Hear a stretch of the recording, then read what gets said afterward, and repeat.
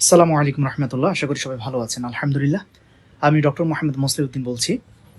তো আমরা আলহামদুলিল্লাহ অনেক দিন পর আমাদের ফিল দ্য মেডিসিন কোর্সটা শুরু করতে যাচ্ছি। সো এটা হচ্ছে, আপনারা যারা অলরেডি কোর্স ডিটেলস পড়েছেন সেখানে ইন ডিটেলস আমি সব কিছু ডিসক্রাইব করেছি। আমাদের এই মেডিসিন লং কোর্সটাতে আমরা ডেভিডসনের অলমোস্ট 90% কাভার করব, এবং এটা শুধু জাস্ট কাভার করা না, উইথ কনসেপশন যতটুকু পসিবল ইনশাআল্লাহ তাআলা। আপনারা অলরেডি জানেন, বিভিন্ন কোর্স দেখেছেন যে ডেভিডসন যে কোর্সগুলো সাধারণত করা হয় ওগুলো মূলত হয় খুব superficial annotated base, that means দাগিয়ে দেওয়া হয় এবং একটু একটু করে এক্সপ্লেইন করা হয়।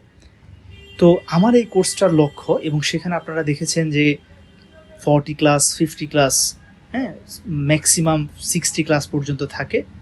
এরকম করে সাধারণত ডেভিডসনটা পড়ানো হয়। এক্সেপশন হচ্ছে ডক্টর সিফাত ভাইয়ের 120 ডিজিজ, সেখানে প্রায় 130+ ক্লাস আছে, এবং ভাইয়া অনেকটা ডিটেলস পড়ানোর চেষ্টা করেছেন আলহামদুলিল্লাহ। ওইটা ছাড়া আদার্স যে ডেভিডসন কোর্সগুলো সেগুলো কিন্তু আসলে ঘুরে ফিরে ওই এক্সাম ওরিয়েন্টেড, এই লাইনটা লাগবে, ওই লাইনটা লাগবে না, এটা 3 স্টার, এটা 2 স্টার। বাট ডেভিডসনের যে ভেতরের যে কনসেপশনটা, ভেতরের যে মজাটা, ওইটা আসলে পাওয়া খুব টাফ। সো আলহামদুলিল্লাহ মেডিসিনটাকে আমি শুরু থেকেই এটাকে আমি জাস্ট মানে এক্সাম ওরিয়েন্টেড পড়ি নাই, বুঝে পড়ার চেষ্টা করেছি, এবং আলহামদুলিল্লাহ আমি ফিল করে পড়ার চেষ্টা করতাম সবসময় ডেভিডসনটা। এবং আপনারা দেখবেন যে ডেভিডসনটা 10 জন ডক্টরের কাছে 10 রকম। এটা খুব মানে মিরাকল একটা বুকস আমি বলবো। আপনার 10 জন ডক্টরের কাছে 10 রকম। কারো কাছে ডেভিডসন দেখতে মনে হবে সাগরের সমান, কারো কাছে ডেভিডসন মনে হবে নদীর সমান, কারো কাছে মনে হবে এটা গ্যালাক্সির মতো বিশাল। সো আপনার দৃষ্টিভঙ্গির ভিত্তিতে ডেভিডসন তার রূপ চেঞ্জ করে। এই হচ্ছে 1 নম্বর কথা। 2 নম্বর কথা, এখানে আলহামদুলিল্লাহ আমি 150+ ক্লাস নেওয়ার কমিটমেন্ট দিয়েছি, বাট আমার মনে হয় আমার আরও বেশি ক্লাসও লাগতে পারে। সো আপনারা বুঝতেই পারছেন, এটা জাস্ট গতানুগতিক আমি একটা ভালো পেমেন্ট পাওয়ার জন্যই আমি শুরু করিনি এই ব্যাচটা। এটার উদ্দেশ্য হচ্ছে যে আলহামদুলিল্লাহ আপনাদেরকে পড়াতে গিয়ে আমি আরও বেশি জানবো ইনশাল্লাহ, আরও বেশি শিখবো, এবং আপনাদের সাথে আমার সেই লার্নিংটা শেয়ার করবো ইনশাল্লাহ। এবং আই হোপ যারা শুরু থেকে, আমি আলহামদুলিল্লাহ আমার এই অনলাইন টিচিং প্ল্যাটফর্ম শুরু করেছি 2019 সালের শেষ থেকে, কোভিডের সময়কাল থেকে। তো যারা আলহামদুলিল্লাহ আমার লেকচারগুলো ফলো করেন তারা দেখেছেন আলহামদুলিল্লাহ আমি সবচেয়ে বেশি প্রায়োরিটি দেই কনসেপচুয়াল যে ব্যাপারটাকে, যে কনসেপশন ক্লিয়ার করব, এবং তার পাশাপাশি আমরা ইনশাল্লাহ এক্সামকেও কাভার করবো ইনশাল্লাহ তাআলা। আলহামদুলিল্লাহ আমি একদম সত্যি কথা বলছি, একটু বাড়িয়ে বলছি না। আমার আলহামদুলিল্লাহ আল্লাহ তাআলার বিশেষ রহমতে FCPS পার্ট 1 ফার্স্ট অ্যাটেম্পটে হয়ে গেছে, এবং সেখানে অলমোস্ট 40% কোশ্চেন অ্যান্সার করেছি আমি আমার জাস্ট রেসিডুয়াল কনসেপচুয়াল নলেজ দিয়ে আলহামদুলিল্লাহ। সত্যি কথা বলছি একদম, হ্যাঁ।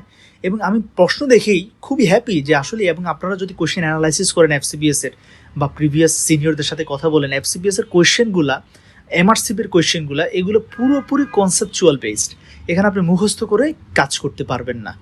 আর সবচেয়ে বড় কথা যেটা, আপনি তো FCPS পাস করা ম্যাটার না, আপনি তো MRCP পাস করা ম্যাটার না, আপনার ম্যাটার হচ্ছে you are going to be a clinician. আপনাকে একটা ডিজিজ ধরতে হবে, তার ম্যানেজমেন্ট দিতে হবে, অ্যানালাইসিস করতে হবে।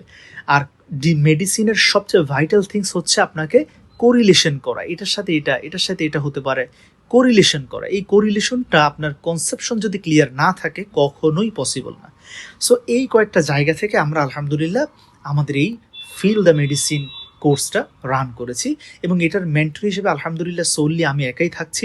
সো প্রত্যেকটা ক্লাস ইনশাআল্লাহ তাআলা আমিই নিব, এবং আমরা এখানে আমাদের রেকর্ডেড ক্লাস দিব, এবং রেকর্ডেড ক্লাসের মাধ্যমে যখন আমাদের একটা সিস্টেম শেষ হবে, যেমন কার্ডিওলজি শেষ হবে, দেন আমরা একটা এক্সাম নিব, SB এক্সাম নিব, যেগুলো বড় সিস্টেম সেখানে 30 কোয়েশ্চেন নিব, টোটাল 60 মার্কস। আর যেগুলো একটু ছোটো চ্যাপ্টার সেগুলোতে আমরা 15 বা 20 কোয়েশ্চেন নিব, আপনার 30 to 40 মার্কসের। এরপরে আমি একটা লাইভ জুমে ক্লাস নেব 2 থেকে 2.5 ঘন্টা, যতক্ষণ লাগে ইনশাল্লাহ। সেখানে আমরা আপনাদেরকে সরাসরি ফেস করব, আপনাদের কোনো প্রবলেম থাকলে আমাদেরকে জিজ্ঞেস করবেন, কোয়েশ্চেনটা অ্যানালাইসিস করব, ওভারঅল একটা সামারি ক্লাস নেব ইনশাল্লাহ। সেটা হবে লাইভ ক্লাস, আর বাকি ক্লাসগুলো হবে রেকর্ডেড ক্লাস। কেন নিচ্ছি রেকর্ডেড ক্লাস নেওয়ার কারণ, আমি প্রিভিয়াস যে আমার এক্সপিরিয়েন্স থেকে যে লেকচারগুলো নিয়েছি আলহামদুলিল্লাহ, আপনারা বলেন যে ভাইয়া লাইভ নেন, কিন্তু সত্যি দেখা যায় লাইভে আসলে জাস্ট ম্যাক্সিমাম 6-7 জন থাকেন, সো এতে করে যেটা হয় যে 100 জনের একটা ক্লাসে 6-7 জন যখন প্রেজেন্ট থাকেন তখন মেন্টরের যে এনথুজিয়াজমটা সেটা চলে যায়, ফলে ভালো পড়ার ডেলিভারি হয় না, মানে মন থেকে পড়াটা আসে না, পড়ার কোয়ালিটি ফল করে। 2 নম্বর পয়েন্ট, এই ক্লাসগুলো আমরা জুমে নেই, ফলে দেখা যায় নেটওয়ার্ক প্রবলেম হয়। আমার এখানে নেটওয়ার্ক প্রবলেম, কথা কেটে যাচ্ছে, ক্র্যাক করছে, ভিডিও রেজলিউশন খুব খারাপ আসে জুম রেকর্ডিংয়ের। তারপর হচ্ছে অথবা আপনার এখানের নেটওয়ার্ক প্রবলেম, হ্যাঁ, দেখা যাচ্ছে কোনো একটা সাউন্ড চলে গেছে, আমি পড়াচ্ছি স্মুথলি, আপনি বলছেন ভাই বোঝা যাচ্ছে না, আচ্ছা আবার রিপিট করলাম, আরেকজন বলছে ভাই আমার এখানে সাউন্ডটা কেটে গেছে, কাইন্ডলি আবার রিপ্লাই করেন, আবার আবার আমি কি করলাম সেটা মানে পুনরায় বললাম। এতে করে হয় যে সময়ের কিছু অপচয় হয় এবং এই সাউন্ড কোয়ালিটি, ভিডিও রেজলিউশন, এইগুলো আসলে ফল করে কোয়ালিটি। তো এই কারণে মূলত আমরা আসলে রেকর্ডেড ক্লাসগুলো নিতে চাচ্ছি, কিন্তু লাইভ ইন্টারাকশনের জন্য আমাদের এভরি সিস্টেম শেষে 2 থেকে 2.5 ঘন্টার একটা লাইভ ক্লাস থাকবে ইনশাআল্লাহ তাআলা। So don't worry. এবং যারা ক্লাস করেছেন আলহামদুলিল্লাহ কোয়ালিটির ব্যাপারে আপনারা জানেন, এবং আলহামদুলিল্লাহ আমি আমার বেস্ট ইফোর্ট দিব ফিল দ্য মেডিসিনের এই কোর্সটাতে, যাতে করে ইনশাল্লাহ আপনাদের লাইফের একটা বেস্ট কোর্স হবে ইনশাল্লাহ। আই হোপ বাকিটা আল্লাহ সুবহানাহু ওয়া তাআলার উপরে, আল্লাহ তাআলা যেন তৌফিক দেন ইনশাল্লাহ। সো এই হচ্ছে কিছু প্রিলিমিনারি কথাবার্তা। তো এখানে আপনাদের ম্যাক্সিমাম আমাকে প্রশ্ন করছেন যে ভাইয়া এখানে কি আপনি পুরো ডেভিডসন পড়াবেন? দেখেন, পুরো ডেভিডসন বলতে আমি প্রথমেই বলে নিয়েছি আমি ডেভিডসনের 90% কাভার করবো, আর 10% আমি পড়াবো না। কোনগুলো পড়াবো না? যেমন 1 নম্বর হচ্ছে বায়োস্ট্যাটিস্টিক্স।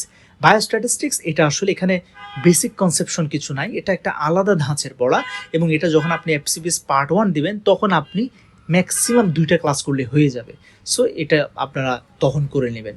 আর 3 নম্বর পয়েন্ট যেটা, যে এখানে ডেভিডসনের কিছু কিছু চ্যাপ্টার আছে যেগুলো আসলে খুব বেশি কনসেপচুয়াল করে পড়ানোর নাই, চ্যাপ্টার না, মানে চ্যাপ্টারের কিছু কিছু পোর্শন যেখানে আমাদের এটা না ক্লিনিক্যালি লাগে, না এক্সামের জন্য লাগে, না কনসেপশন ক্লিয়ার করতে লাগে, ওই জিনিসগুলো আমি একটু লো হাইলাইট করব, মানে এগুলো আমি একটু অ্যাভয়েড করব, ঠিক আছে? বাট আদারওয়াইজ প্রত্যেকটা সিস্টেম আমি ইনশাল্লাহ টাচ করব, এবং আমার পড়ার সিস্টেমটাই থাকবে ডেভিডসন ওয়াইজ। ডেভিডসনের যে প্রত্যেকটা চ্যাপ্টারের শুরুতে একটা ইন্ডেক্স থাকে, দেখবেন কার্ডিওলজি খুললে দেখবেন ইন্ডেক্স আছে, প্রেজেন্টিং সিমটমস, হ্যাঁ, সিমটম অ্যানালাইসিস, তারপর হচ্ছে স্পেসিফিক ডিজিজ, সেখানে থাকবে হার্ট ফেলিওর, হ্যাঁ, তারপর হচ্ছে অ্যাকিউট করোনারি সিনড্রোম, তারপর হচ্ছে ভালভুলার হার্ট ডিজিজ, হ্যাঁ, তারপর হচ্ছে পেরিকার্ডিয়াল ডিজিজ, মায়োকার্ডিয়াল ডিজিজ। আমি ওইভাবে এক্স্যাক্টলি ডেভিডসনের ক্রনোলজিক্যালি আমি ইনশাল্লাহ আগাবো। সো আই হোপ 1.5 বছর, এবং দেখেন এই কোর্সটা আমি কমিটমেন্ট রাখার জন্যে আমি 1 বছর, আমি জানি এটা 1 বছরে আমি আপনাদেরকে প্রপার কোয়ালিটি দিতে পারবো না, যেহেতু আমি কনসেপশন নিয়ে কাজ করতে চাচ্ছি, আমি এটা জাস্ট আপনাদের লাইন দাগিয়ে দিলে আমার হবে না। সো আমি এটা 1.5 বছর ডিউরেশনে রেখেছি, 1.5 ইয়ার্স অ্যাক্সেস থাকবে আপনাদের জন্য যারা রেজিস্ট্রেশন করবেন, এবং ইনশাল্লাহ এখানে ক্লাস সংখ্যা অনেক বেশি, double 150 class. So you can guess it, okay ইনশাল্লাহ। সো এই হচ্ছে আমার কিছু কথাবার্তা, আশা করি আপনাদের যে প্রশ্নগুলোর সেগুলোর অ্যান্সার পেয়ে গেছেন ইনশাল্লাহ, ওকে। সো আমরা চলুন শুরু করি এখন আমাদের আজকের টপিকস, হার্ট ফেলিওর। খুবই ভাইটাল একটা টপিকস, পুরো জীবনের সময় জুড়ে আপনি এই কেস আপনি ফেস করবেন ইনশাল্লাহ, ঠিক আছে? আল্লাহুম্মা রব্বি জিদনি ইলমা রব্বি শরহ লি সাদরি ওয়াইসির লি আমরি ওয়াহলুল উকদাতাম মিন লিসানি ইয়াফকাহু কওলি সুবহানাল্লাহি ওয়া বিহামদিহি সুবহানাল্লাহিল আযীম নাসরুম মিনাল্লাহি ওয়া ফাতহুন করিব সাল্লাল্লাহু আলাইহি ওয়াসাল্লাম। Heart failure, heart failure, heart আমাদের একটা অর্গান, এই হার্টের ফাংশনটা যখন সে প্লে করতে ফেল করবে তখনই সেটা হবে হার্ট ফেলিওর। তাহলে হার্টের ফাংশন কি? হার্টের ফাংশন হচ্ছে দুটো, সারা শরীরে ব্লাড পাঠানো, সারা শরীর থেকে ব্লাডটাকে আবার রিসিভ করা, ঠিক আছে? আচ্ছা, এখন এই হার্ট ফেলিওর সেগমেন্টটাকে এখানে ডেভিডসনে ক্লাসিফাই করা হয়েছে খুব রাফলি। যেমন দেখেন, আমি আপনাদের দেখাই, left heart failure, right heart failure, biventricular failure, হ্যাঁ, দেন আবার এখানে হচ্ছে আপনাদের যখন সিমটম পড়তে আসবেন তখন দেখবেন অ্যাকিউট হার্ট ফেলিওর একটা থাকে, ক্রনিক হার্ট ফেলিওর একটা থাকে, ঠিক আছে? সো এই জিনিসটাকে আমরা সামারাই করে একসাথে নিয়ে এসেছি এইখানে। তাহলে যখনই আপনাকে হার্ট ফেলিওর বলবো আপনার মাথায় এই ফ্লো চার্টটা ভাসতে হবে, যে হার্ট ফেলিওরকে আমরা কয়েকটা ডাইমেনশনে ক্লাসিফাই করতে পারি। 1 নম্বর হচ্ছে according to mode of onset, acute heart failure, যেটা খুব র্যাপিডলি হবে, সাডেনলি সুস্থ পেশেন্ট হঠাৎ করে হার্ট ফেলিওরের সাইন সিমটমস ডেভেলপ করছে, অ্যাকিউট হার্ট ফেলিওর। এখানে ওরকম করে কোনো সময় দেওয়া নাই যে 24 ঘন্টার মধ্যে, 48 ঘন্টার মধ্যে, হ্যাঁ, যেমনটা আপনারা AKI-CKD-তে দেখেন, ওরকম সময় নেই। এটা হচ্ছে যে পেশেন্টের সাইন সিমটমস যদি র্যাপিডলি ডেভেলপ করে, এটা হতে পারে উইদিন আওয়ার্স, হতে পারে উইদিন ডেজ। আরেকটা হচ্ছে ক্রনিক হার্ট ফেলিউর। এটা হচ্ছে পেশেন্টের হার্ট ফেলিউরের যে সকল সাইন সিমটমস সেগুলো over the months, over the years, হ্যাঁ, কয়েক মাস ধরে, কয়েক বছর ধরে তার একটা সাস্টেইনড লেভেলে থাকবে এবং মাঝে মাঝে সিমটমগুলো অনেক বাড়বে আবার কমবে, বাড়বে আবার কমবে। এটা হচ্ছে ক্রনিক হার্ট ফেলিউর। তাহলে অ্যাকিউট হার্ট ফেলিউর বুঝলেন, ক্রনিক হার্ট ফেলিউর বুঝলেন। এটা হচ্ছে according to mode of onset, এই ডাইমেনশনে ক্লাসিফিকেশন। ক্লিয়ার? আচ্ছা, 2 নম্বর ডাইমেনশনটা আসি, সেটা হচ্ছে অ্যাকর্ডিং টু অ্যানাটমিক্যাল অথবা ফাংশনাল ডিভিশন। আমাদের হার্টের দেখেন, এই যে রাইট অ্যাট্রিয়াম, রাইট ভেন্ট্রিকল, তারপরে লেফট অ্যাট্রিয়াম, লেফট ভেন্ট্রিকল।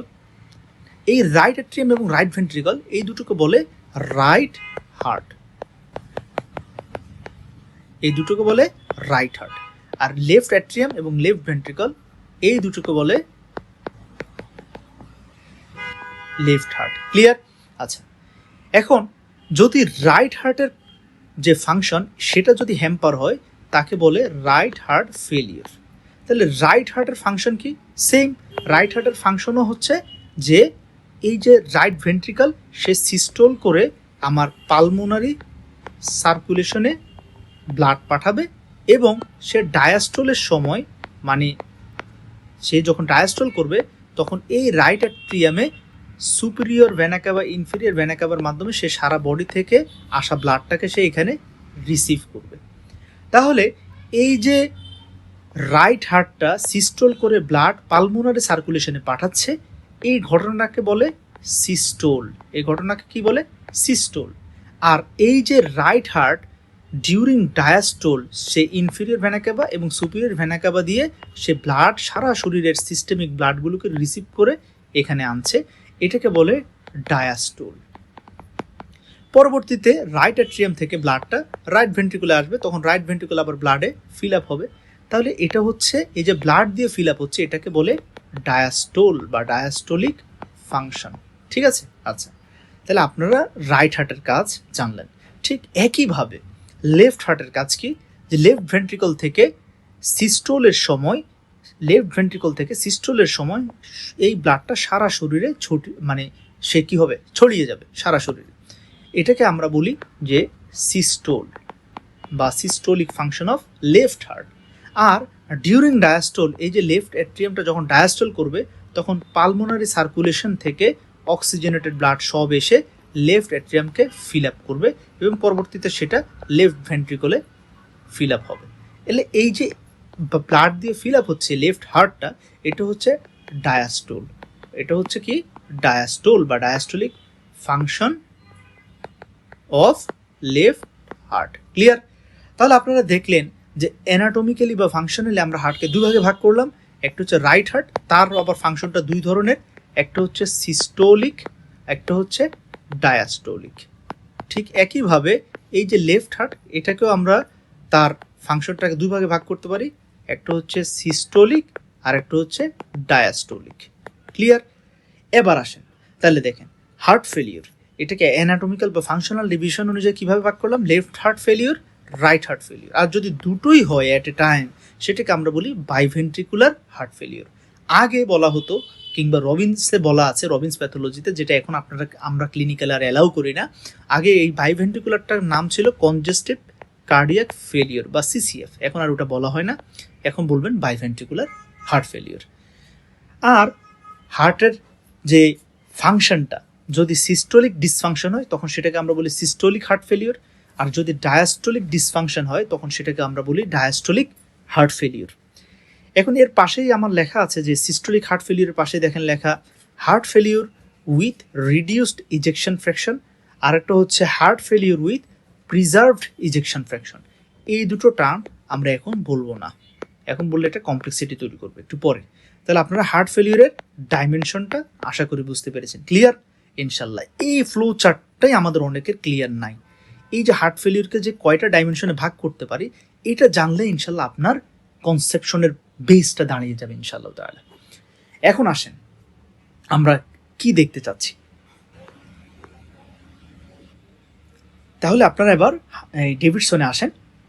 এবং যারা ক্লাসটা করছেন ডেভিডসনটা সামনে নেন, একটা হাইলাইট রাখেন, এবং আমার রিকোয়েস্ট থাকবে আপনারা দুটো কালারের হাইলাইট রাখবেন, একটা হচ্ছে ইয়েলো, একটা হচ্ছে গ্রিন, ঠিক আছে? আচ্ছা, এবং আপনারা যখন দাগাবেন আমি তখন বলে দিব যে এটা ইয়েলো দিয়ে মার্ক করেন, এটা গ্রিন দিয়ে মার্ক করেন, ক্লিয়ার? আচ্ছা, ওকে। এখন আসেন যে দেখেন এখানে আপনারা এখন গ্রিন কালারটা ধরবেন না, আপনারা ইয়েলো পেন দিয়ে হাইলাইট করবেন। তার কারণ কি? তার কারণ হচ্ছে এই ডেভিডসনটা আপনারা এফসিবিএস পড়তে যাবেন, এফসিবিএস পার্ট 1 যখন প্রিপারেশন নেবেন তখন কিন্তু এই ডেভিডসন বইটা দিয়ে আপনি প্রিপারেশন নেবেন। এখন কনসেপশন বোঝার জন্য আমি 10 লাইন পড়াবো, কিন্তু এফসিবিএস পার্ট 1 এক্সামের টিকার জন্য আপনার পড়তে হবে 4 লাইন বা 3 লাইন। সো এখন যদি আপনি সব গ্রিন দিয়ে মার্ক করেন তখন আপনি আবার আর গ্রিনের উপর অন্য কোনো হাইলাইটের কালার মানে ধরবে না, তখন একটা প্রবলেম। সো আমি পড়াচ্ছি কনসেপশন, এবং ইনশাল্লাহ তাহলে এটা যে কি পরিমাণ বেনিফিট আপনাকে দিবে আপনি পার্ট 1 প্রিপারেশন নিতে গেলে দেখবেন ইনশাল্লাহ। সো আপনারা আমার প্রত্যেকটা কথা যদি দাগাতে চান হলুদ কালারের হাইলাইট দিয়ে দাগাবেন, হলুদ, যাতে পরবর্তীতে আপনি যখন এক্সাম ওরিয়েন্টেড পড়বেন তখন হলুদের উপরে সবুজ হাইলাইট করে দিবেন, এই যে, ওকে? আর না লাগলে করবেন না, ফলে আপনার একটা বই দিয়ে 2টা প্রিপারেশন হবে এবং অতিরিক্ত দাগানো থেকে আপনি বেঁচে যাবেন ইনশাল্লাহ, ঠিক আছে? খুব ম্যাপিং করে আমাদের এগোতে হবে ইনশাল্লাহ, ওকে। এখন দেখেন প্রথম লাইনটা সবচেয়ে সুন্দর একটা ডেফিনেশন। হার্ট ফেলিউরের ডেফিনেশন কি? When the heart can not maintain adequate output or can do so only at the expense of elevated ventricular filling pressure, ঠিক আছে? আচ্ছা, এই একটা কথা। এরপরে আসেন এখানে যে লেফট হার্ট ফেলিউর, আর তারপর হচ্ছে right heart failure. Left heart ফেলিউরের ডেফিনেশনটা একটু দেখেন যে লেফট হার্ট ফেলিউরের ডেফিনেশন কি? A reduction in left ventricular output and an increase in left atrial and pulmonary venous pressure. এইটাই হচ্ছে সবচেয়ে ফান্ডামেন্টাল কথাটা হার্ট ফেলিউর বুঝতে হলে। সো আপনারা এটা একটু দাগান, হ্যাঁ, এবং অবশ্যই ইয়েলো কালার দিয়ে দাগান, আপনারা গ্রিন দাগানো দরকার নাই। এটা হচ্ছে একটা ফান্ডামেন্টাল কথা। তাহলে লেফট হার্ট ফেলিউরে মনে রাখতে হচ্ছে আমাকে কি কি জিনিস? 3টা কথা মনে রাখতে হচ্ছে। 1 নাম্বার, 3টে কথা মনে রাখতে হচ্ছে। 1 নাম্বার, এখানে আমার লেফট ভেন্ট্রিকলের আউটপুট কি হবে? কমে যাবে। তাহলে লেফট ভেন্ট্রিকলের কার্ডিয়াক আউটপুট কমে যাবে, 1 number. 2 number, left atrial pressure বেড়ে যাবে। 3 নাম্বার, পালমোনারি ভেনাস প্রেশার বেড়ে যাবে, ঠিক আছে? আচ্ছা, এখন আসেন আমরা এটাকে একটু এক্সপ্লেন করি।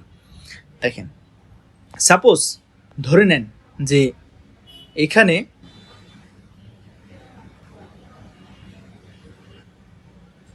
এখানে আপনার এমআই হলো, হ্যাঁ, মোটামুটি ভালো একটা এমআই হলো, মায়োকার্ডিয়াল ইনফার্কশন। এখন মায়োকার্ডিয়াল ইনফার্কশন হওয়ার পরে তাহলে হার্টের এই পোর্শনটা আর কন্ট্রাকশন করতে পারবে না, যেটা এমআই হলো। এখন তাহলে লেফট ভেন্ট্রিকলে এতক্ষণ মাসেল ছিল, মানে কার্ডিওমায়োসাইট ছিল 1000টা, এখন তোর মধ্যে 500টা কার্ডিওমায়োসাইট ড্যামেজড। তাহলে আর ভায়াবল কার্ডিওমায়োসাইট কয়টা আছে? 500টা। তাহলে নর্মাল অবস্থায় এই পেশেন্টের 1000টা কার্ডিওমায়োসাইট কন্ট্রাকশন করে 5 litre per minute cardiac output maintain করতো, ঠিক আছে? 5 লিটার পার মিনিটে সে কার্ডিয়াক আউটপুট দিত। এখন সে জায়গায় আছে 500টা কার্ডিওমায়োসাইট, তাহলে কখনোই তার পক্ষে আর 5 লিটার ব্লাড বের করা সম্ভব না, ঠিক আছে? বুঝতে পারলাম? আচ্ছা, তাহলে এখন অবভিয়াসলি কার্ডিয়াক আউটপুট কমে যাবে। তাহলে যেহেতু 500টা মাত্র কার্ডিওমায়োসাইট, তাহলে এখন 5 লিটারের জায়গায় কার্ডিয়াক আউটপুট হবে 2.5 লিটার পার মিনিট, বুঝে গেছে? আর যখন 1000টা ছিল, মানে পেশেন্ট এমআই হয় নাই তার, তখন কার্ডিয়াক আউটপুট ছিল 5 লিটার পার মিনিট। তাহলে আমরা দেখলাম যে এই যে সাডেনলি আমার লেফট ভেন্ট্রিকল থেকে এই যে কার্ডিয়াক আউটপুটটা কমে গেল, 2.5 লিটার হয়ে গেল, তাহলে 1 নাম্বার আমরা শর্তটা বুঝে গেলাম যে রিডিউসড কার্ডিয়াক আউটপুট। এটা কার কার্ডিয়াক আউটপুট কমলো? লেফট ভেন্ট্রিকলের কমলো। তাহলে লেফট ভেন্ট্রিকলের কার্ডিয়াক আউটপুট কমা, লেফট ভেন্ট্রিকল কোন হার্টের পার্ট? লেফট হার্টের পার্ট, ফলে এটা হবে লেফট হার্ট ফেলিওর, ক্লিয়ার? আচ্ছা, 2 number point, left atrial pressure বাড়বে। অবভিয়াসলি দেখেন, লেফট অ্যাট্রিয়াম থেকে লেফট ভেন্ট্রিকলে, একটু বোঝার চেষ্টা করেন, লেফট অ্যাট্রিয়াম থেকে লেফট ভেন্ট্রিকলে আপনার নর্মালি কতটুকু ব্লাড আসে বলেন? 120 ml। কতটুকু? 120 ml। এই 120 ml এই ব্লাডটাকে আমরা বলি যে এন্ড ডায়াস্টোলিক ভলিউম। তাহলে এটা লেফট অ্যাট্রিয়াম থেকে আমার লেফট ভেন্ট্রিকলে আসলো। তারপরে কি হবে? এই যে লেফট ভেন্ট্রিকলে যে ব্লাডটা আসলো, এই ব্লাডটা একটু পরে আপনার এই যে অ্যাওটা দিয়ে সারা শরীরে বের হয়ে যাবে, মানে সারা শরীরে ছড়িয়ে পড়বে। ফলে তখন এখানে কি হবে? এই ব্লাডটা আবার খালি হতে শুরু করবে, ফলে লেফট ভেন্ট্রিকল এমটি হচ্ছে। এখন প্রশ্ন হলো, এই পেশেন্টরা তো এমআই, লেফট ভেন্ট্রিকলে যেই পরিমাণ ব্লাড আসছে তাদেরকে ফোর্সফুলি কন্ট্রাক্ট করে বের করে দেওয়ার জন্য যে শক্তি প্রয়োজন, এই বেচারার সেই শক্তিটা এখন নাই, কারণ এখানে এমআই হয়ে গেছে। ফলে লেফট ভেন্ট্রিকল থেকে সব ব্লাড বের হতে পারবে না, যেটা কিনা নর্মালি বের হতো। ফলে যেটা হয় যে নর্মালি লেফট ভেন্ট্রিকলে 120 ml ব্লাড আসে এবং এবং তার তার 70 to 90 ml ব্লাড সে বের করে দেয়। এটাকে বলে স্ট্রোক ভলিউম। এটাকে কি বলে? Stroke volume. তো এখন যখন পেশেন্টের এমআই হয়ে যাবে, পেশেন্টের তো লেফট ভেন্ট্রিকলের কার্ডিওমায়োসাইট ড্যামেজ, তখন সে আর 70 to 90 ml ব্লাড বের করতে পারবে না। সে বের করবে কত? 30 to 40 ml। এগুলো আমি জাস্ট আপনাদেরকে ইমাজিনারি কিছু ভ্যালু দিচ্ছি। তো এই যে এমআই হওয়ার পরে সে বের করছে কত? 30 ml ব্লাড বের করছে। তাহলে 30 ml ব্লাড সে বের করছে, অথচ বের করার দরকার ছিল 70 ml। তখন দেখা যাবে যে এখানে অনেক বেশি ব্লাড অ্যাকুমুলেটেড হয়ে আছে, জমে আছে। আচ্ছা, এখন লেফট অ্যাট্রিয়াম বেচারা তো বুঝে নাই, ঠিক আছে? লেফট অ্যাট্রিয়াম পরের ফেজে আবার লেফট ভেন্ট্রিকলে ব্লাডটাকে পাঠাতে চাচ্ছিল। এখন পাঠাতে গিয়ে সে দেখে কিরে, লেফট ভেন্ট্রিকলে তো খালি থাকার কথা, কিন্তু তার মধ্যে এত ব্লাড জমে আছে কেন? সে কি আগের সাইকেলে ব্লাডটাকে সারা বডিতে পাঠায় নাই? না, পাঠাতে পারে নাই, কারণ left ventricle is damaged, partially damaged due to myocardial infarction. ফলে এখন লেফট অ্যাট্রিয়াম থেকে ব্লাডগুলো লেফট ভেন্ট্রিকলে আর ইজিলি আসতে পারবে না, কারণ লেফট ভেন্ট্রিকলে ব্লাডে ফুলফিল্ড অলরেডি। সো তারা অ্যাডিকুয়েটলি লেফট অ্যাট্রিয়াম থেকে নিচে নামতে পারছে না, একটা বাধা ফেস করছে ডিউ টু ভলিউম ওভারলোড। ফলে তখন লেফট অ্যাট্রিয়াম থেকে যেহেতু ব্লাড নিচে নামতে পারছে না, এখন ব্লাডগুলো জমা শুরু করবে কোথায়? লেফট অ্যাট্রিয়ামে। ক্লিয়ার? আচ্ছা, বোঝার সুবিধার্থে আমরা একটু মুছে দেই। এখন আমার ব্লাডগুলো জমা শুরু করলো কোথায়? লেফট অ্যাট্রিয়ামে। তাহলে এই যে লেফট অ্যাট্রিয়ামের ব্লাডগুলো জমে যাচ্ছে, অ্যাকিউমুলেটেড হয়ে যাচ্ছে, এই কারণে এখন লেফট অ্যাট্রিয়ামের চেম্বার মোট সাইজ ছিল এতটুকু, নর্মালি তার মধ্যে ব্লাড জমা হতো এতটুকু ধরেন, হ্যাঁ? আর এখন তার যেহেতু লেফট অ্যাট্রিয়াম খালি হতে পারে নাই, সো এখন লেফট অ্যাট্রিয়ামে ব্লাড জমা আছে, অলরেডি প্রায় ফুলফিল্ড হয়ে আছে। ফলে এখন লেফট অ্যাট্রিয়াল চেম্বারের ভিতরে প্রেশার কি বাড়বে নাকি কমবে? অবভিয়াসলি প্রেশার বাড়বে। ফলে লেফট অ্যাট্রিয়াল প্রেশার বেড়ে গেল। তাহলে 2 নম্বর পয়েন্ট আমরা বুঝলাম যে কেন লেফট অ্যাট্রিয়াল প্রেশার বাড়ছে। ওকে, এখন 3 নম্বর শর্তটাতে আসি। লেফট অ্যাট্রিয়ামে ব্লাড কোত্থেকে আসে? লেফট অ্যাট্রিয়ামে ব্লাড কোত্থেকে আসে? লেফট অ্যাট্রিয়ামে ব্লাড আসে পালমোনারি সার্কুলেশন থেকে। দ্যাট মিনস এই যে আমাদের দুই পাশে দুটো লাংস আছে, এই দুটো লাংস প্রত্যেকটা থেকে দুটো করে পালমোনারি ভেইনসের মাধ্যমে আমাদের অক্সিজেনেটেড ব্লাডগুলো লেফট অ্যাট্রিয়ামে আসে।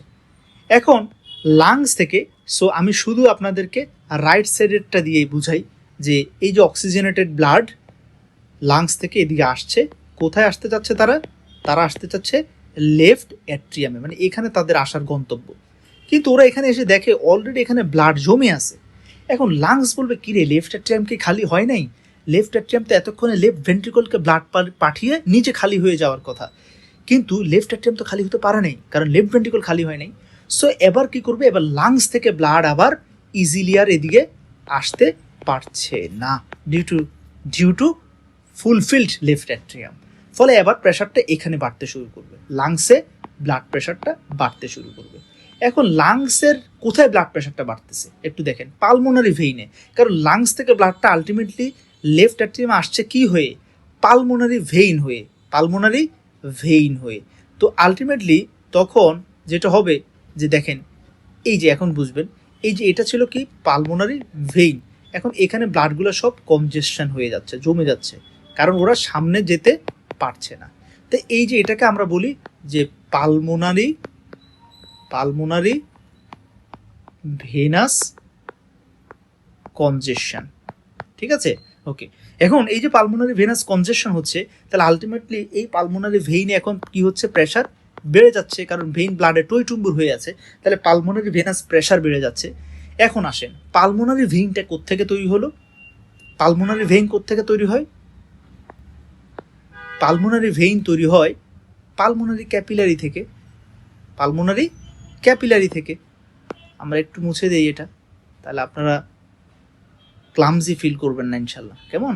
আচ্ছা, এখন আসেন আমি আপনাদেরকে একটা পালমোনারি ক্যাপিলারি দেখাই। এখানে আমি একটা ডায়াগ্রাম নিয়ে রেখেছি অলরেডি, দেখেন এই যে ডায়াগ্রামটা একটু দেখেন, তাহলে আপনারা ক্লিয়ার হয়ে যাবে ইনশাল্লাহ। তাহলে এই যে এটা হলো পালমোনারি ভেইন, তাহলে এই পালমোনারি ভেইনে আমার ব্লাড কনজেশন হয়ে আছে, কারণ ওরা লেফট অ্যাট্রিয়াম আসতে পারছে না, কারণ লেফট অ্যাট্রিয়াম ব্লাডে ফুলফিল্ড। লেফট অ্যাট্রিয়াম কেন খালি হতে পারে না? কারণ লেফট ভেন্ট্রিকল ব্লাড জমে ছিল। লেফট ভেন্ট্রিকল কেন ব্লাড খালি করতে পারে না? কারণ লেফট ভেন্ট্রিকলে এমআই হয়ে তার ফোর্স অফ কন্ট্রাকশন পাওয়ার কমে গেছে। ওকে, এখন এই পালমোনারি ভেইনে যখন প্রেশার বেড়ে গেছে, এই প্রেশারটা ব্যাকওয়ার্ডলি, এই প্রেশারটা ব্যাকওয়ার্ডলি গিয়ে কোথায় পড়বে? এই যে পালমোনারি ক্যাপিলারিতে পড়বে, মানে এখানে পড়বে পালমোনারি ক্যাপিলারিতে, ঠিক আছে? আচ্ছা, তাহলে এই যে পালমোনারি ক্যাপিলারিতে যখন প্রেশারটা পড়বে, তার মানে এখানেও ব্লাডগুলো সব কি হচ্ছে, মানে জমে আছে, কনজেশন হয়ে জমে আছে। তাহলে এখন এই পালমোনারি ক্যাপিলারিতে যেহেতু ব্লাড জমে আছে, এটা একটা ফ্লুইড সাবস্টেন্স, এবং এখানে ফলে এই প্রেশারটাকে আপনারা কি বলবেন? যে হাইড্রোস্ট্যাটিক প্রেশার। এই প্রেশারটাকে কি বলবেন? Hydrostatic pressure. তাহলে এখন পালমোনারি ক্যাপিলারিতে হাইড্রোস্ট্যাটিক প্রেশার বেড়ে গেল। এখন বাড়তে বাড়তে বাড়তে এই ব্লাড আর পালমোনারি ভেইনস, পালমোনারি ক্যাপিলারির ভিতরেও তাদের জায়গা করে নিতে পারছে না, কারণ প্রতি মুহূর্তেই তো ব্লাড চাচ্ছে সামনে যেতে, কিন্তু পারছে না। ফলে এবার তারা কি করবে? তারা এবার লিক আউট করা শুরু করবে, তারা লিক করা শুরু করবে।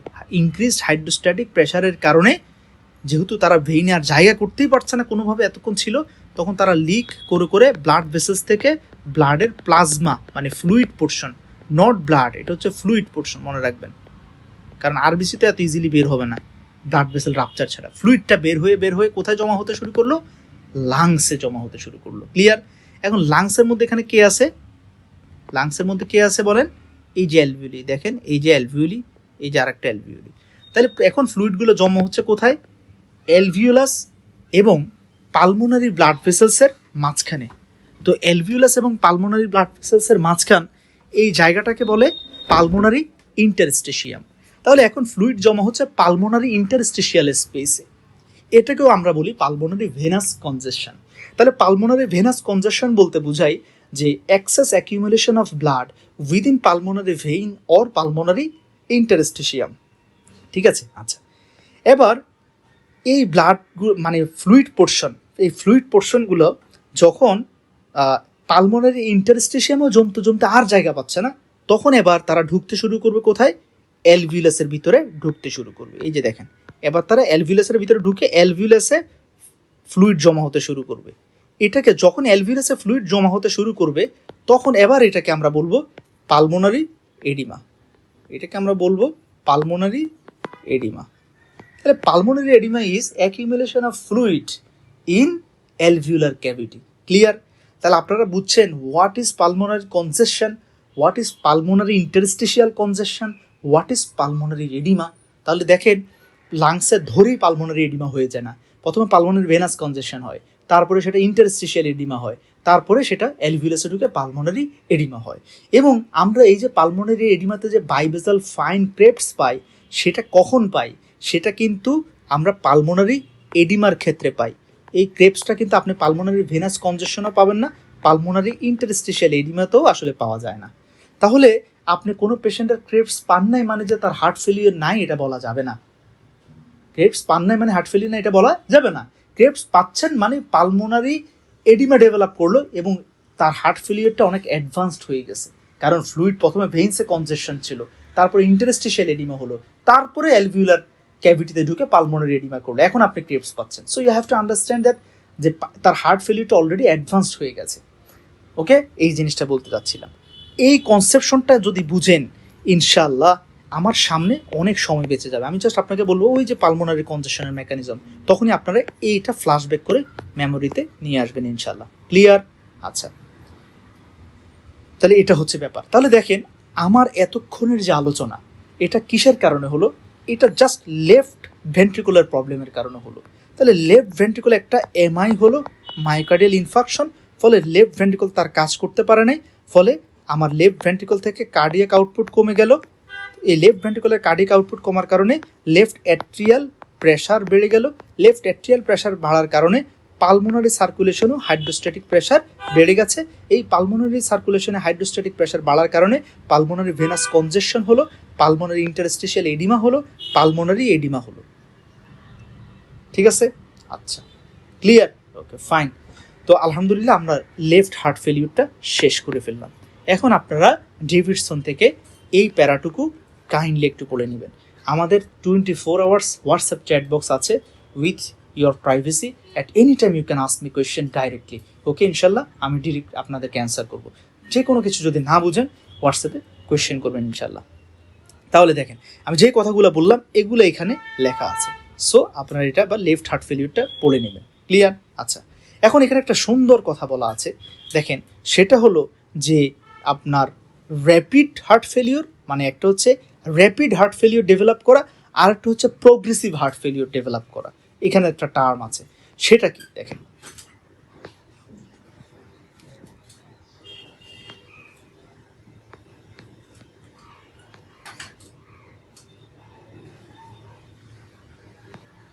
এই যে দেখেন, মনে করেন এই যে এতক্ষণ যে আলোচনাটা করলাম আমি, যে সুস্থ একজন মানুষ ছিলেন, সাডেনলি তার হয়তো আগে থেকে অ্যাথেরোমেটাস প্লাক ছিল, এখন একটা অ্যাথেরোমেটাস প্লাক রাপচার করে, মানে প্লেক রাপচার করে কি হলো, তার এমআই হয়ে গেল, মায়োকার্ডিয়াল ইনফার্কশন। এখন এটা কি 3 দিন 4 দিন সময় নিয়ে হয়েছে, না সাডেনলি উইদিন আওয়ার হয়ে গেছে? উইদিন আওয়ার হয়ে গেছে। সো সাডেনলি লেফট ভেন্ট্রিকল তার কার্ডিয়াক আউটপুট কমে গেছে, ফলে সাডেনলি লেফট অ্যাট্রিয়ামে প্রেশার বেড়ে গেছে। সো সাডেনলি পালমোনারি সার্কুলেশনে প্রেশার বেড়ে গেছে, ফলে পালমোনারি ভেইনে ভেনাস কনজেশন হয়ে সাথে সাথে পালমোনারি ইন্টারস্টিশিয়াল এডিমা হয়ে গেল, ইন্টারস্টিশিয়াল এডিমা হয়ে সাথে সাথে পালমোনারি এডিমা হয়ে গেল। তার মানে দেখেন লেফট ভেন্ট্রিকল যদি তার ফাংশন হঠাৎ করে লস হয়, হঠাৎ করে সে ব্যর্থ হয়, তখন এই যে প্রেশারগুলো বেড়ে যাচ্ছে এগুলো সব কিছু মানে হুটহাট করে হয়ে যাচ্ছে, সব কিছু খুব উইদিন আওয়ার্স উইদিন ডেজ হয়ে যাচ্ছে। ঠিক আছে? সো এটা হওয়ার কারণে কি হবে, আলটিমেটলি পালমোনারি ভেনাস কনজেশন হয়েই পালমোনারি ইন্টারস্টিশিয়াল এডিমা হয়ে যাচ্ছে, পালমোনারি ইন্টারস্টিশিয়াল এডিমা হয়ে পালমোনারি এডিমা ডেভেলপ করছে। ঠিক আছে? সো র্যাপিডলি হয়ে যাচ্ছে ঘটনা। এখন যদি জিনিসটা স্লোলি হতো, যেমন কিভাবে, যেমন হচ্ছে মনে করেন অ্যাওর্টিক স্টেনোসিস, যেমন অ্যাওর্টিক স্টেনোসিস। দেখেন এই যে লেফট ভেন্ট্রিকল, এই যে লেফট ভেন্ট্রিকল থেকে ব্লাডটা বের হয় কি দিয়ে, সিস্টেমিক অ্যাওর্টা দিয়ে। আর সিস্টেমিক অ্যাওর্টার মুখে এখানে কি থাকে, অ্যাওর্টিক ভালভ। ঠিক আছে? এই অ্যাওর্টিক ভালভটা মনে করেন ন্যারো হয়ে গেছে, এটাকে কি বলে, অ্যাওর্টিক স্টেনোসিস। ক্লিয়ার? আচ্ছা, অথবা পেশেন্টের হাইপার টেনশন আছে, অথবা পেশেন্টের কি আছে, hyper tension, systemic hyper tension, মানে এখানে তার প্রেশার বেশি। ঠিক আছে? এখন দেখেন এই দুটোর কারণে আলটিমেটলি অ্যাওর্টিক স্টেনোসিস যখন হবে, তখন এই যে লেফট ভেন্ট্রিকল থেকে ব্লাডটা কি সহজে বের হতে পারবে, নাকি বের হতে কষ্ট হবে? কষ্ট হবে, কারণ তার সামনে একটা অবস্ট্রাকশন, তার সামনে একটা বাধা আছে, রেজিস্ট্যান্স। তাহলে এই যে অধিক একটা রেজিস্ট্যান্স, এই হাই রেজিস্ট্যান্সের এগেনস্টে লেফট ভেন্ট্রিকলকে কি করতে হচ্ছে, ব্লাডকে ইজেক্ট করে ফোর্সফুলি কন্ট্রাক্ট করে বের করতে হচ্ছে। তো এই বের করতে করতে গিয়ে তখন কি হবে, এই যে লেফট ভেন্ট্রিকলে যেই ব্লাডগুলো ছিল তারা আসলে অ্যাডিকুয়েটলি বের হতে পারবে না। মনে করেন বের হওয়ার কথা ছিল 70 ml, কিন্তু এই যে সামনে এই রেজিস্ট্যান্স, সে বের করছে 60 ml। 70 ml এর জায়গায় কত বের করছে, 60 ml। এখন এই 60 ml বের করতে করতে তার পেশেন্টের চলে গেল আরও 1 বছর 2 বছর, মানে 2 বছর যাবত তার লেফট ভেন্ট্রিকল 60 ml করে ব্লাড বের করছে 70 ml এর জায়গায়। করতে করতে লেফট ভেন্ট্রিকল মানে আপসেট হয়ে গেল। আর কত বছর এই বাধা সহ্য করব? এখন সে আরও উইক হয়ে যেতে শুরু করলো। এখানে আরও ব্যাপার হয়, কনসেন্ট্রিক হাইপারট্রফি হবে, তারপরে এখানে রিলেটিভ ইস্কেমিয়া হবে, তারপরে এখানে ইসেন্ট্রিক হাইপারট্রফি শুরু হবে, মায়োকার্ডিয়াল অ্যাপোপ্টোসিস হবে, মায়োকার্ডিয়াল ইন্টারস্টিশিয়াল ফাইব্রোসিস হবে। আমরা এগুলো সামনে বলবো। শুধু সিম্পলি মনে রাখেন, এই যে লেফট ভেন্ট্রিকল যখন একটা রেজিস্ট্যান্স পারসিস্টেন্টলি ফেস করবে বছরের পর বছর, তখন লেফট ভেন্ট্রিকলের force of contraction power gradually কমতে থাকবে। ফলে এতদিন সে 60 ml বের করতো, এখন বের করবে 50 ml, এখন বের করবে 50 ml, আরও কমে গেল 10।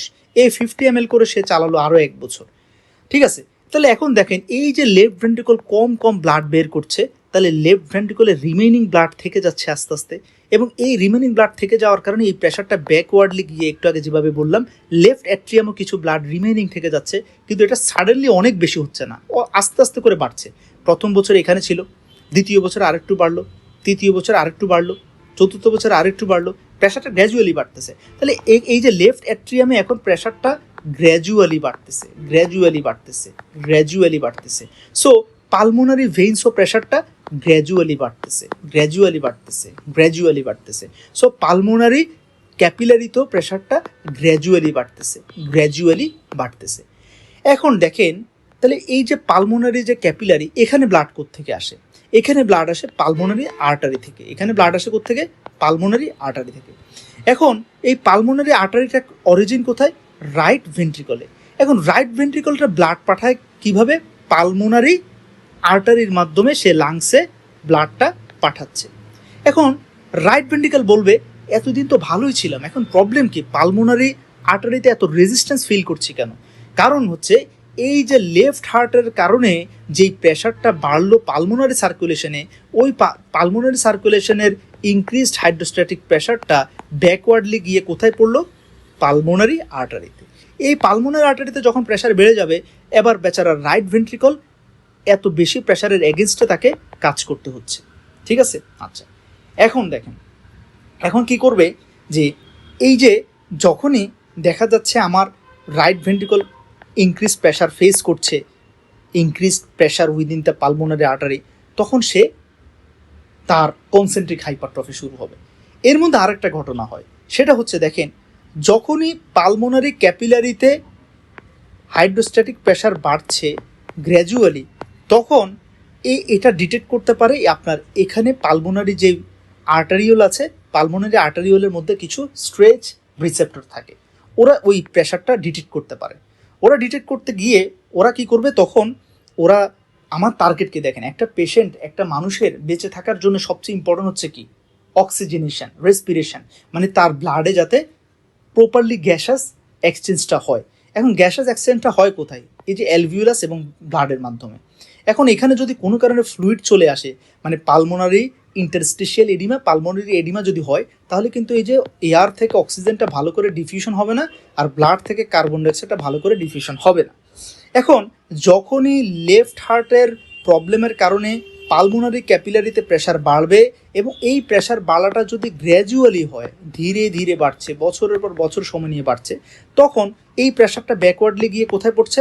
পালমোনারি আর্টারিওলে। পালমোনারি আর্টারিওল তখন তার যে ওয়াল আছে, মাস্কুলার লেয়ার, যেটা ব্লাড ভেসেলসের যে টিউনিকা মিডিয়া, ওখানে যে স্ট্রেচ রিসেপ্টর থাকে, ওরা এটা ডিটেক্ট করতে পারে যে কিরে আমাদের ভেতরে প্রেশার বাড়ছে, তার মানে নিশ্চয়ই আমাদের সামনে কোনো অবস্ট্রাকশন আছে। তখন ওরা কি করবে? যে আমরা আরও ন্যারো হয়ে যাব। ওরা ন্যারো হয়ে যাবে কিভাবে? এটা একটু বোঝার চেষ্টা করতে হবে। দেখেন, মনে করেন এটা হচ্ছে পালমোনারি আর্টারিওল, আর এটা হলো পালমোনারি মানে ক্যাপিলারি, আর এটা হলো পালমোনারি ভেনিউল। ক্লিয়ার? আচ্ছা, ওকে। এখন এখানে যখন প্রেশারটা বাড়লো, কোথায় বাড়লো? এখানে প্রেশারটা প্রথমে বাড়ছে পালমোনারি ভেইনসে, কারণ পালমোনারি ভেইনসেই তো কার কাছাকাছি ছিল? Left atrium. তো এই প্রেশারটা গিয়ে পড়লো পালমোনারি ক্যাপিলারিতে। এরপরে প্রেশারটা আসলো কোথায়? পালমোনারি আর্টারিতে। এই পালমোনারি আর্টারিতে আসার সাথে সাথে এখানে স্ট্রেস রিসেপ্টর সেটাকে ডিটেক্ট করে ওরা রিফ্লেক্সলি কী করবে? ভ্যাসো কনস্ট্রিকশন করবে, ওরা তাদের লুমেনকে ন্যারো করে ফেলবে। দ্যাট মিন্স দেখেন, ওরা এতক্ষণ ছিল এই ডায়ামিটারের, আর এখন হয়ে যাবে আরও চিকন এই ডায়ামিটারের। ঠিক আছে,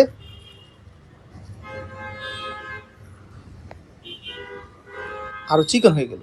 তাহলে এটাকে কি বলে? এটাকে বলে পালমোনারি ভ্যাসো কনস্ট্রিকশন।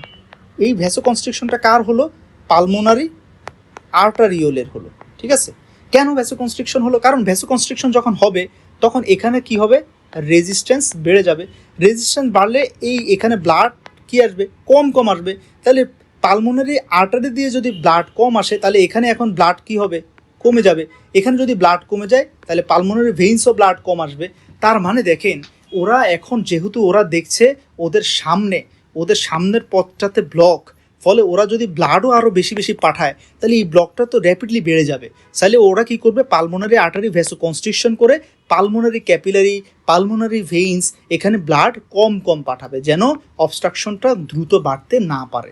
তাহলে এই কারণে আপনার যখন লেফট অ্যাট্রিয়াল প্রেশারটা গ্র্যাজুয়ালি বাড়ে তখন এখানে রিফ্লেক্সলি পালমোনারি আর্টারিওলের ভ্যাসো কনস্ট্রিকশন হয়ে পালমোনারি সার্কুলেশনে ব্লাড ফ্লো কমে গেলে তখন এখানে পালমোনারি ইন্টারস্টিশিয়াল পালমোনারি এডিমা মানে অ্যালভিউলার এডিমা, যেটা পালমোনারি এডিমা আপনারা সিম্পলি যেটা বলেন, এগুলো তখন কিন্তু কি হবে?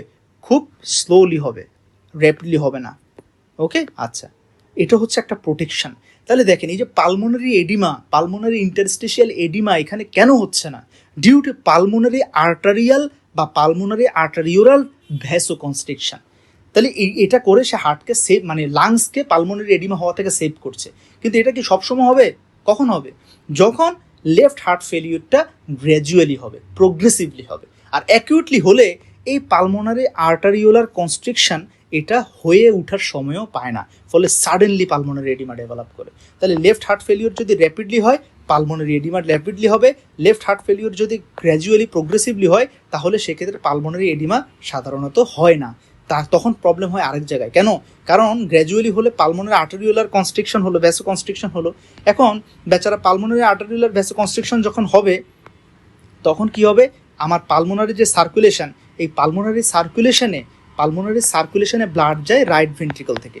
এখন এখানে তো ভ্যাসো কনস্ট্রিকশন হয়ে আছে এই পালমোনারি আর্টারি সব, ফলে এই রাইট ভেন্ট্রিকল এখন ইনক্রিজড রেজিস্ট্যান্স ফিল করবে।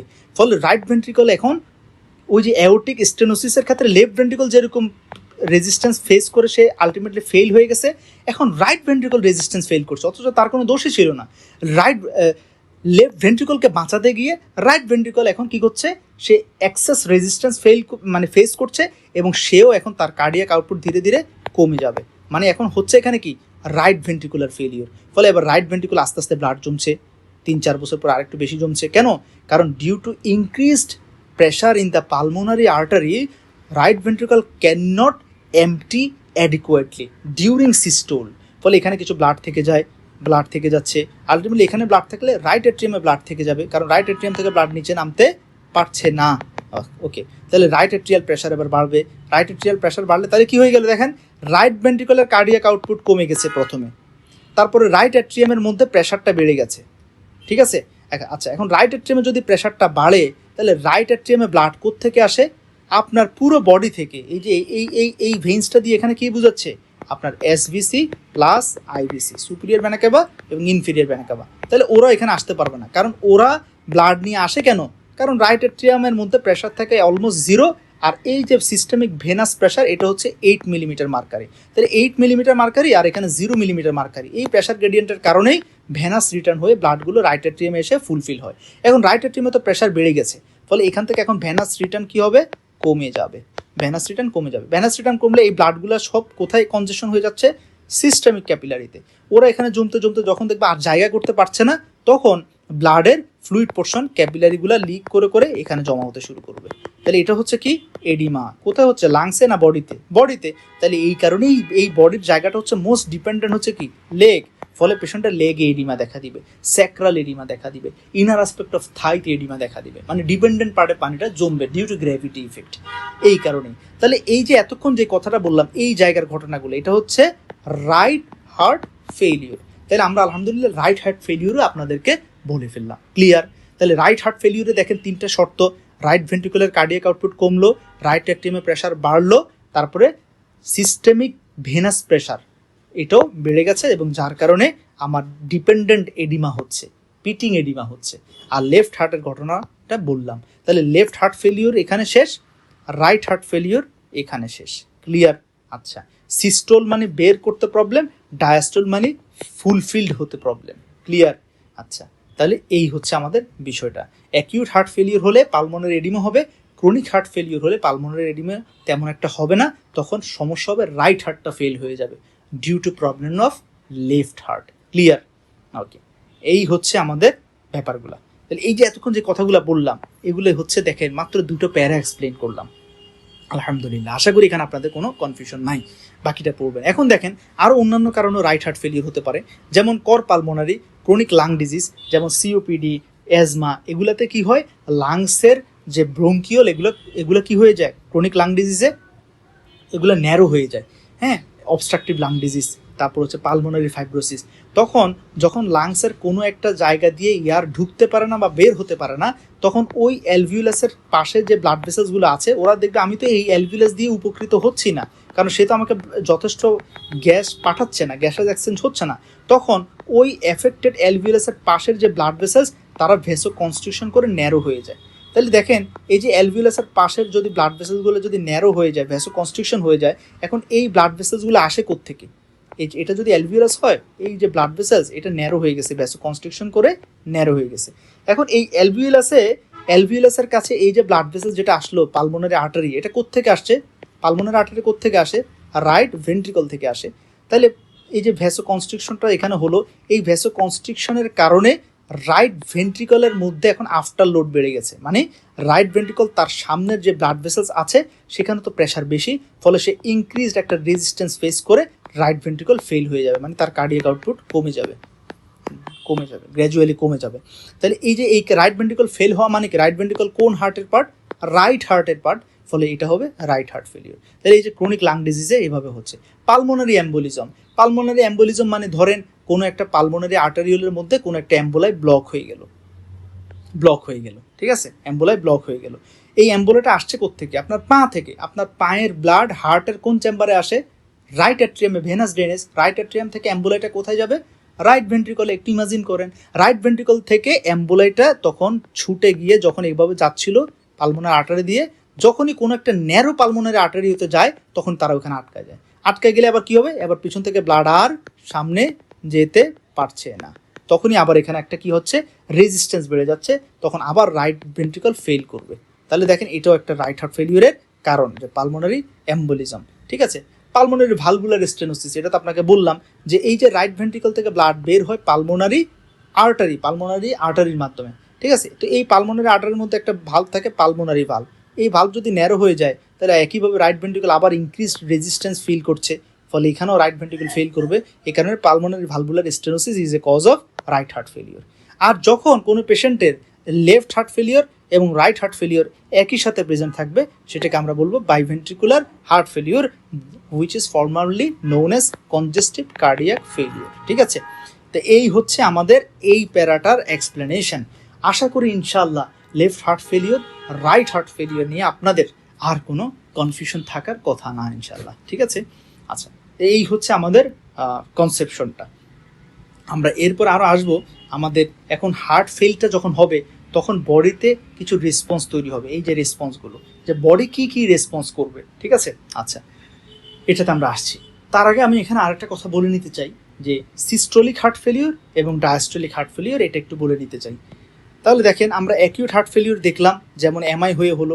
ক্রনিক হার্ট ফেলিওর দেখলাম, যেটা with the passage of months, years, যেমন systemic hypertension, aortic stenosis, pulmonary stenosis, হ্যাঁ, তারপর হচ্ছে ক্রনিক লাং ডিজিজ, মানে যেগুলো সময়ের ব্যবধানে হয়। তাহলে এটা ক্লিয়ার, আলহামদুলিল্লাহ। দেন আমরা অ্যানাটমিক্যাল যে division, left heart failure, right heart failure, biventricular, এটাও ক্লিয়ার। এখন আমরা একটু দেখবো সিস্টোলিক এবং ডায়াস্টোলিক। আচ্ছা, এটা সিম্পল। যদি হার্টের সিস্টোলিক ফাংশন ভালোভাবে না হয় সেটা সিস্টোলিক হার্ট ফেলিওর। যেমন এতক্ষণ যা বললাম, যে কোনো পেশেন্টের এখানে এমআই হয়ে কার্ডিওমায়োসাইট ড্যামেজ হলো, ফলে লেফট ভেন্ট্রিকল তার সিস্টোল করার ক্ষমতা কমে গেছে। লেফট ভেন্ট্রিকল 70 ml ব্লাড বের করার কথা প্রতি স্ট্রোকে, প্রতি সিস্টোলে, এখন সে বের করছে 30 ml। তাহলে এটা হচ্ছে সিস্টোলিক হার্ট ফেলিওর। আর হচ্ছে কোনো কারণে ধরেন কোনো পেশেন্টের কি হলো, কনস্ট্রিকটিভ পেরিকার্ডাইটিস হলো, কনস্ট্রিকটিভ পেরিকার্ডাইটিস। দ্যাট মিনস আমাদের হার্টের যে কাভারিংটার নাম কি, পেরিকার্ডিয়াম। এই পেরিকার্ডিয়াম এটা মোস্ট কমনলি হয় টিউবারকুলাস পেরিকার্ডাইটিসে। তো যাই হোক, পেরিকার্ডাইটিস হয়ে এই পেরিকার্ডিয়ামটা এখানে ফাইব্রোসিস হয়ে পেরিকার্ডিয়ামের যে ইলাস্টিসিটি ছিল সেটা লস হয়ে গেছে। নর্মালি কি হয়, নর্মালি হচ্ছে দেখেন যখন এটা মনে করেন আমার লেফট ভেন্ট্রিকল, আর লেফট ভেন্ট্রিকলকে কাভার করে রাখলো এই যে ব্লু কালারের পেরিকার্ডিয়াম। এখন লেফট ভেন্ট্রিকল যখন ডায়াস্ট্রল করবে, সে যখন ফুলতে চাচ্ছে, এই যে সে যখন ডায়াস্ট্রল করতে চাচ্ছে, তখন সে ডায়াস্ট্রল করতে হলে অবশ্যই কাকেও সরে যেতে হবে, এই যে পেরিকার্ডিয়ামটাকেও একটু সরে গিয়ে লেফট ভেন্ট্রিকলকে ফুলে যাওয়ার জায়গা করে দিতে হবে। তখন চিত্রটা কীরকম হবে, তখন চিত্রটা হবে এই, এবং এর পরে হচ্ছে আমার লেফট ভেন্ট্রিকলটা ডায়াস্ট্রল হবে। এই হলো, দেখেন তাহলে এখানে লুমেনের সাইজ দেখেন, আর এখানে লুমেনের সাইজ দেখেন, এটা হলো ডায়াস্ট্রল। তো এখন ডায়াস্ট্রল হতে হলে পূর্ব শর্ত কি, পেরিকার্ডিয়ামকে ছেড়ে দিতে হবে জায়গা। এখন কোনো কারণে পেরিকার্ডিয়াম রিজিড হয়ে গেছে due to chronic inflammation, due to fibrosis, ফলে পেরিকার্ডিয়াম জায়গা দিচ্ছে না, ফলে লেফট ভেন্ট্রিকুল আর ডায়াস্ট্রল করতে পারবে না। ওকে, ঠিক এক্স্যাক্টলি এটাই হচ্ছে যে লেফট ভেন্ট্রিকুলে কোনো প্রবলেম নাই, এখানে মায়োকার্ডিয়ামগুলো ভায়াবল আছে, প্রবলেম হচ্ছে পেরিকার্ডিয়াম রিজিড হয়ে গেছে, সে সরছে না, দূরের দিকে সরছে না, ফলে লেফট ভেন্ট্রিকল ডায়াস্ট্রল করতে পারতেছে না। তো লেফট ভেন্ট্রিকল যদি তার ভলিউম নাই বাড়ায়, তাহলে লেফট এট্রিয়াম থেকে ব্লাড আসতে পারবে? পারবে না। তো তাহলে এই যে লেফট ভেন্ট্রিকল ব্লাড রিসিভ করতে ইনক্যাপাবল, এটাকে বলে ডায়াস্ট্রলিক হার্ট ফেলিওর। এটা লেফট সাইডে হলে লেফট ডায়াস্ট্রলিক হার্ট ফেলিওর, রাইট সাইডে হলে রাইট ডায়াস্ট্রলিক হার্ট ফেলিওর, সেটা সমস্যা নেই। তাহলে এই হচ্ছে আমাদের সিস্টোলিক হার্ট ফেলিওর কি, ডায়াস্ট্রলিক হার্ট ফেলিওর কি, এই হচ্ছে ব্যাপারটা। ক্লিয়ার? আচ্ছা, এটা হলো আমাদের আরেকটা ব্যাখ্যা। এরপর আমরা আসব যে আমাদের এই প্যাথোজেনেসিস। আলহামদুলিল্লাহ অলরেডি এখান থেকে অনেক কিছু আমি বলে ফেলেছি, এখন জাস্ট আমরা একটু ম্যাচ করব যে এই যে একটা হার্ট ফেলিওর হচ্ছে, এখানে মূলত প্যাথোফিজিওলজি হচ্ছে, মানে আমরা কার্ডিয়াক আউটপুট কমে যাবে, কার্ডিয়াক আউটপুট কমে লেফট অ্যাট্রিয়াল প্রেশার বাড়বে, আর রাইট হার্ট ফেলিওর হলে রাইট অ্যাট্রিয়াল প্রেশার বাড়বে, আর লেফট হার্ট ফেলিওর হলে পালমোনারি ভেনাস প্রেশার বাড়বে, পালমোনারি এডিমা হবে, আর রাইট হার্ট ফেলিওর হলে রাইট অ্যাট্রিয়াল প্রেশার বাড়বে, সিস্টেমিক ভেনাস প্রেশার বাড়বে, আর সিস্টেমিক এডিমা হবে, মানে লেগ এডিমা হবে, স্যাক্রাল এডিমা হবে। ক্লিয়ার? এই কথাগুলো এখানে বলা হচ্ছে। আচ্ছা, এরপরে আমি যে বিষয়টা নিয়ে কথা বলতে চাচ্ছি, যেটা না বললেই নয়, এটা হচ্ছে ডেভিডসনে নাই, কিন্তু আমরা ইনশাল্লাহ এটা রবিন্স থেকে আপনাদেরকে একটু বলবো খুব ব্রিফলি, যাতে খুব বেশি ইলাবোরেশনও না হয়। এই যে কনসেন্ট্রিক হাইপারট্রফি, কনসেন্ট্রিক হাইপারট্রফি নিয়ে একটু কথা বলবো, এই কয়েকটা জিনিস, এবং ইসেন্ট্রিক হাইপারট্রফি নিয়ে কথা বলবো। ঠিক আছে? এই জিনিসগুলো বলে ফেললে আমাদের হার্ট ফেলিউরের যে মেকানিজম সেটা ইনশাল্লাহ শেষ হয়ে যাবে। দেখেন কনসেন্ট্রিক হাইপারট্রফিটা একটু দেখেন। যখন কনসেন্ট্রিক হাইপারট্রফি মানে হলো যে এই ধরেন লেফট ভেন্ট্রিকল, একটা নর্মাল লেফট ভেন্ট্রিকল, আর এটা যখন কনসেন্ট্রিক হবে তখন জিনিস হবে এরকম। তাই কনসেন্ট্রিক হাইপারট্রফিতে হচ্ছে ওয়াল থিকনেস অনেক বেড়ে যাবে, আর লুমেনের ভেতরের জায়গাটা কমে যাবে। ঠিক আছে? তাহলে এই লুমেনের একটা লেফট ভেন্ট্রিকল, সে যদি 120 ml ব্লাড ধারণ করতে পারে, ও কখনোই 120 ml পারবে না, ও করবে 100 ml। Just for an example, এটা 100 ml হতে পারে, এটা 90 ml হতে পারে, যাই হোক। তাহলে আমি আপনাকে বলতে চাচ্ছি যে কনসেন্ট্রিক হাইপারট্রফি করলে লেফট ভেন্ট্রিকলের ব্লাড রিটেইন করার ক্যাপাসিটি কমে যাবে, কিন্তু এই ভেন্ট্রিকলটা যেই ফোর্স অফ কন্ট্রাকশন, এই ভেন্ট্রিকলটার মাসেল অনেক বাল্কি, ফলে ওর ফোর্স অফ কন্ট্রাকশন অনেক বেশি হবে in relative to this normal one. তাহলে কনসেন্ট্রিক হাইপারট্রফিতে ফোর্স অফ কন্ট্রাকশন বেড়ে যায়, এবং ব্লাড রিটেইন করার ক্ষমতা, মানে ডিউরিং ডায়াস্টলি সে যে ব্লাড রিসিভ করবে লেফট অ্যাট্রিয়াম থেকে, সেই ক্ষমতা কমে যাবে। 120 ml এর জায়গায় 100 ml করছে। এটা দুইটা পয়েন্ট। আচ্ছা, এখন দেখেন যে এখানে যেটা হয় যে কনসেন্ট্রিক হাইপারট্রফিতে স্ট্রোক ভলিউম, মানে একটা সিস্টোলের সময় লেফট ভেন্ট্রিকল যে ব্লাডটা বের করে, এটাকে বলে স্ট্রোক ভলিউম। স্ট্রোক ভলিউমটা নর্মালও থাকতে পারে, কমেও যেতে পারে, নর্মালও থাকতে পারে, কমেও যেতে পারে। যেমন হচ্ছে দেখেন, মনে করেন এটা হচ্ছে নর্মালটা। ওকে, এখন সে মনে করেন লেফট অ্যাট্রিয়াম থেকে 120 ml ব্লাড রিসিভ করলো, এবং সে সিস্টল করার সময় বের করে দিল 70 ml ব্লাড। ক্লিয়ার?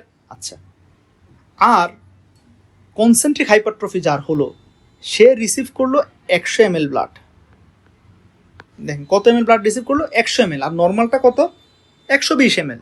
সমস্যা নাই, কিন্তু ওর যেই ক্ষমতা, ও এই অল্প ব্লাড থেকেও সে স্ট্রোক করে সে 70 ml ব্লাড বাইরে বের করে দিল। তাহলে দেখেন তো, নর্মাল হার্টটা 120 ml নিয়ে 70 ml বের করতেছে, আর কনসেন্ট্রিক হাইপারট্রফাইড হার্টটা 100 ml ব্লাড নিয়ে সেখান থেকে 70 ml বের করে দিচ্ছে। ফলে দুটো হার্ট থেকে 70 ml বের হচ্ছে, কিন্তু দুটো হার্টের ব্লাড নেওয়ার ছিল ডিফারেন্ট।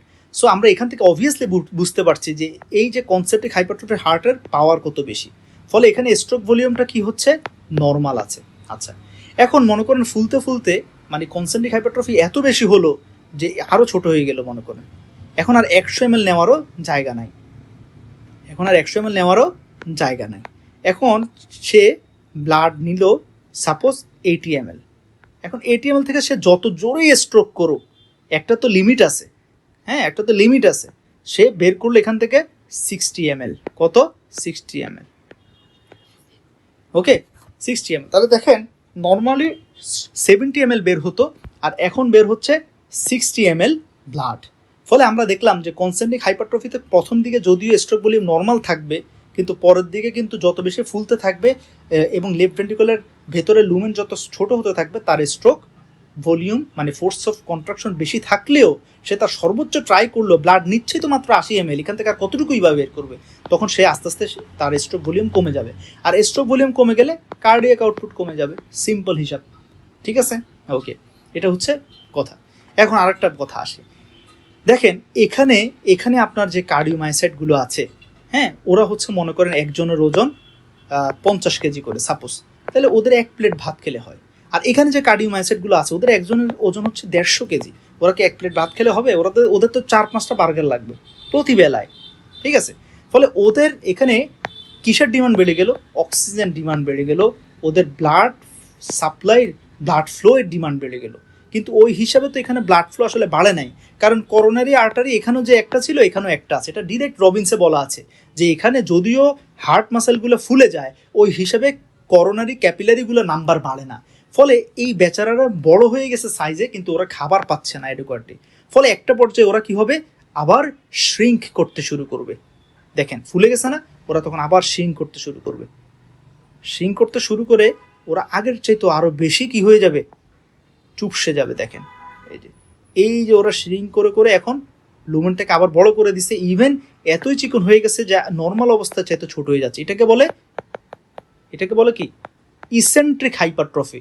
ইসেন্ট্রিক হাইপারট্রফিতে ওয়াল থিকনেস কমে যাবে, ভেতরের লুমেন বেড়ে যাবে।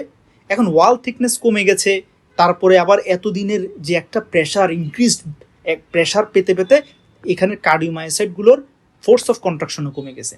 ফলে নর্মালি যে 70 ml ব্লাড বের করতো, এখন কিন্তু তারা দেখেন এই যে নর্মাল একটা লেফট ভেন্ট্রিকল কতটুকু ব্লাড নেয়?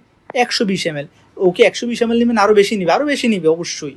ও নিবে 140 ml।